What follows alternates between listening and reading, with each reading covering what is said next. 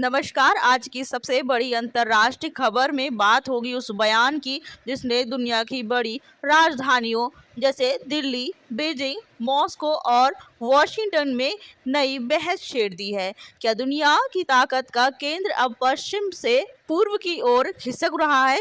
क्या भारत अब सिर्फ एक उभरती हुई शक्ति नहीं बल्कि वैश्विक व्यवस्था को प्रभावित करने वाला महाशक्ति बन चुका है? और आखिर रूस के राष्ट्रपति व्लादिमीर पुतिन ने भारत और चीन को लेकर ऐसा क्या कहा है जिसकी चर्चा पूरी दुनिया में हो रही है?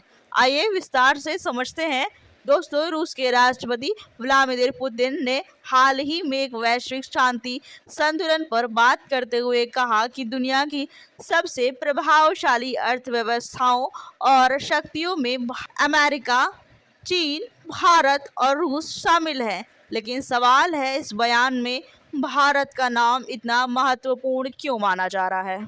जवाब है कि अंतर्राष्ट्रीय मंचों पर अब भारत को केवल एक क्षेत्रीय शक्ति नहीं बल्कि वैश्विक निर्णयों को प्रभावित करने वाले देश के रूप में देखा जा रहा है। दुनिया की सबसे तेजी से बढ़ती बड़ी अर्थव्यवस्थाओं में भारत शामिल है और कई वैश्विक मुद्दों पर उसकी भूमिका लगातार बढ़ रही है। और दूसरा बड़ा सवाल, क्या पुतिन ने भारत और चीन के सीमा विवाद पर भी कोई संकेत दिया है? जवाब है हाँ। पुतिन ने कहा कि भारत और चीन जैसे बड़े देशों के संबंध जटिल हैं, लेकिन दोनों देशों के नेता समस्याओं के समाधान के लिए बातचीत कर रहे हैं और किसी तीसरे पक्ष का हस्तक्षेप समाधान को आसान नहीं बनाता है। तो क्या इसका मतलब यह है कि रूस भारत चीन विवाद में मध्यस्थता बनाने जा रहा है?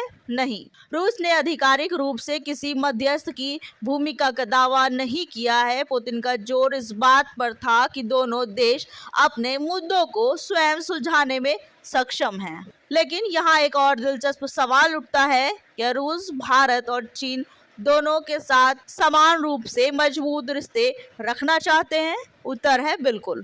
रूस लंबे समय से भारत का रणनीतिक साझेदार रहा है। वहीं हाल के वर्षों में रूस और चीन के संबंध भी काफी मजबूत हुए हैं।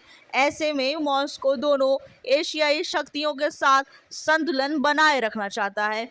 दोस्तों, पुतिन ने बातचीत के दौरान रूस भारत चीन यानी RIC सहयोग तंत्र का भी उल्लेख किया।